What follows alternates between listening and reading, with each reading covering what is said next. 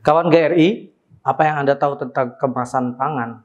Apa fungsinya, apa bentuknya, dan bagaimana kemudian memilih kemasan yang cocok untuk digunakan untuk produk pangan Anda?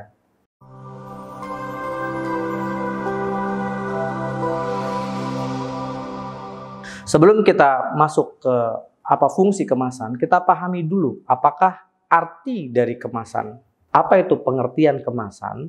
Jadi kemasan ini pengertiannya adalah wadah atau tempat untuk mengemas suatu produk yang dilengkapi dengan tulisan, dengan label, atau dengan informasi yang nanti akan disampaikan kepada konsumen. Sehingga secara langsung fokusnya bahwa kemasan ini selain berfungsi untuk mewadahi, tapi dia juga berfungsi untuk menyampaikan informasi atau komunikasi dari produsen, dari pembuat makanan tersebut ke konsumennya.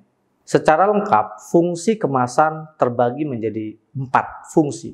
Fungsi yang pertama adalah fungsi protection, perlindungan.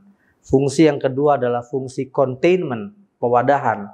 Fungsi yang ketiga adalah convenience, kenyamanan. Dan fungsi yang keempat adalah communication, komunikasi atau informasi yang nanti diberikan kepada konsumen. Kita akan bahas satu persatu. Fungsi kemasan yang pertama adalah protection. Ya, secara harfiah, protection merupakan perlindungan. Nah, secara spesifik, fungsi perlindungan ini apa sih? Yang pertama, fungsi protection adalah melindungi bahan pangan tersebut dari resiko kerusakan selama dia disimpan dan didistribusikan. Yang kedua, fungsinya untuk melindungi produk dari kerusakan fisik, ya, secara fisik, perlindungan terhadap resiko kontaminasi kimia maupun resiko kontaminasi mikrobiologi, mencegah terjadinya kontaminasi, pelindung terhadap kontaminan, dan menjaga mutu dari produk tersebut selama penyimpanan tetap terkendali, tetap aman, tetap stabil, ya. Dan fungsi terakhir protection adalah untuk tetap memastikan bahwa produk tersebut awet selama penyimpanan sesuai dengan masa kadaluarsa yang ditetapkan oleh produsen. Jadi jangan sampai produk tersebut dinyatakan akan disimpan selama 12 bulan atau masa kadaluarsanya 12 bulan, namun karena fungsi kemasan yang kurang baik, belum sampai 12 bulan produk tersebut sudah mengalami kerusakan. Fungsi yang ketiga adalah containment. Nah, ini merupakan sederhananya adalah mewadahi makanan tersebut supaya praktis seperti apa. Nah, model wadahnya pun nanti sedemikian rupa didesain untuk memenuhi kebutuhan dan harapan dari pelanggan. Fungsi containment juga untuk mengurangi terjadinya resiko kerusakan dan penyusutan volume produk tersebut selama disimpan. Mungkin karena dia menguap, karena ada perubahan fase, misalkan disimpan dalam suhu dingin atau dalam suhu yang lebih panas dan lain-lain, ya. Sehingga fungsi yang kedua lebih fokus kepada bagaimana memastikan bahwa produk tersebut terwadahi dengan baik, ya, dan mengurangi resiko terjadinya kerusakan dan penyusutan. Yang ketiga adalah fungsi convenience atau kenyamanan. Bagaimana kemudian memberikan pengalaman tersendiri kepada konsumen kita bahwa kemasan kita mudah, praktis digunakan, ergonomis untuk dipegang, tidak menimbulkan resiko tumpah dan lain-lain. Dan itu merupakan hal yang juga menjadi poin penting ketika kita memilih jenis kemasan, terutama untuk memenuhi standar mutu produk tersebut, entah itu bentuknya, entah itu ukurannya, entah itu bobotnya, dan mempermudah pemakaian atau user friendly bagi si konsumen. Termasuk mudah untuk dikendalikan atau dihandling selama penyimpanan dan distribusi sampai ke tangan konsumen nantinya. Fungsi kemasan yang keempat adalah communication. Nah, ini adalah bagian yang tidak terpisahkan dari kemasan tersebut. Sehingga nanti disitulah ada pelabelan, disitulah informasi-informasi yang nanti akan disampaikan kepada konsumen kita. Karena kita sebagai produsen tidak mungkin, ya, menginformasikan itu secara langsung satu persatu, kecuali produk Anda dijual secara langsung di food service atau di restoran, kafe. Anda bisa bercerita kepada konsumen Anda apa isi produk tersebut atau komposisinya. Sementara ketika produknya dijajakan secara retail, di supermarket, di minimarket, ataupun online, maka pelabelan inilah menjadi bentuk komunikasi si produsen kepada konsumen. Di samping itu untuk menampilkan identitas produk kita, untuk menampilkan performance produk kita, sehingga meningkatkan daya tarik terhadap konsumen, meningkatkan keuntungan, dan meningkatkan daya saing terhadap produk itu sendiri.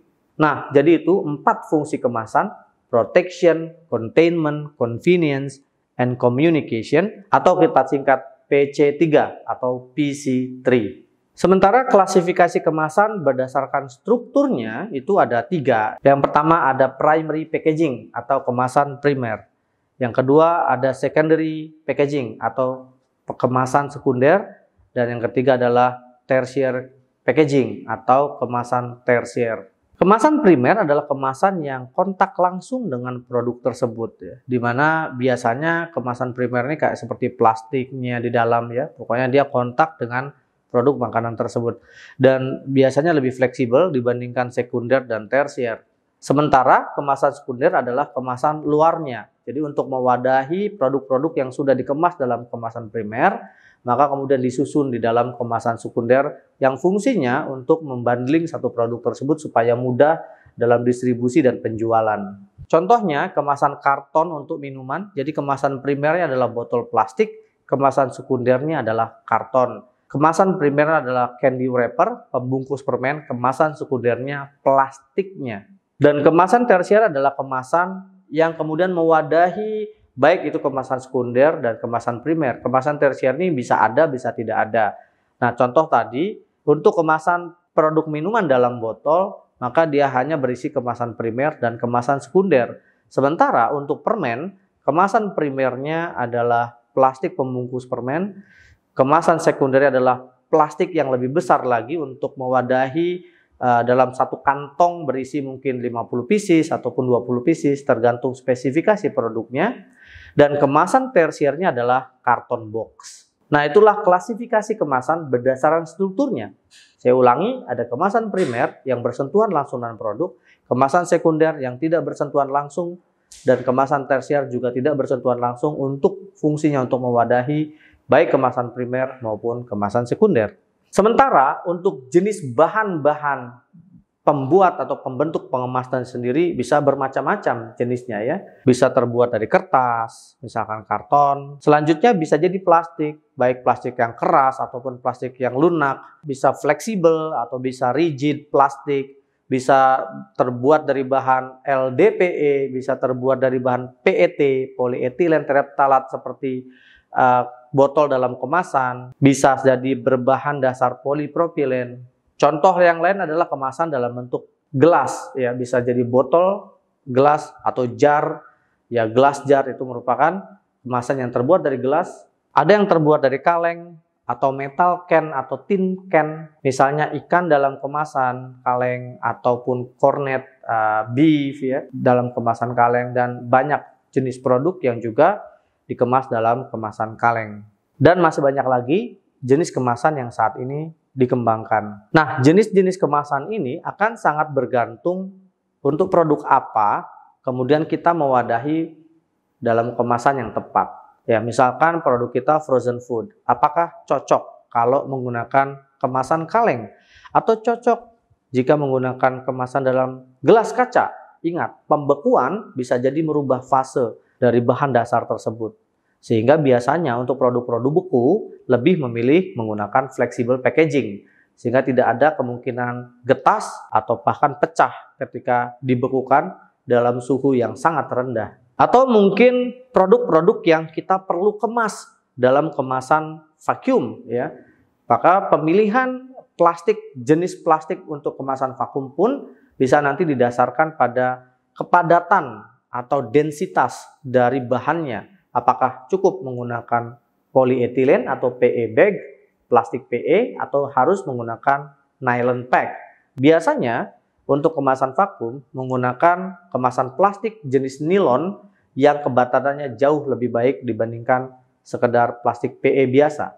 Untuk beberapa produk yang perlu disterilisasi, misalkan produk-produk yang dimasukkan ke dalam mesin retort karena prosesnya harus steril, maka menggunakan kemasan yang lebih rigid. Bisa jadi menggunakan kemasan kaleng, itu adalah solusi di mana makanan yang disterilisasi atau dipasteurisasi masih dapat memiliki kualitas yang lebih baik ketika dia dikemas dalam kaleng. Atau alternatifnya menggunakan pouch yang berbahan dasar aluminium atau aluvo bag. Dan masih banyak lagi jenis kemasan yang cocok disesuaikan dengan kebutuhannya. Sehingga fungsi protection yang tadi saya sebutkan, salah satunya adalah bagaimana memastikan produk tersebut aman selama dalam penyimpanan, distribusi, dan penjualan. Demikian informasi singkat tentang fungsi dan jenis kemasan pangan. Dalam video berikutnya kita akan membahas apa sih hal yang harus diperhatikan untuk memastikan kemasan ini tidak beresiko terhadap makanan yang tidak aman atau menjamin food safety dari produk tersebut. Ikuti terus YouTube saya, like, subscribe, dan komen. Terima kasih, sampai jumpa.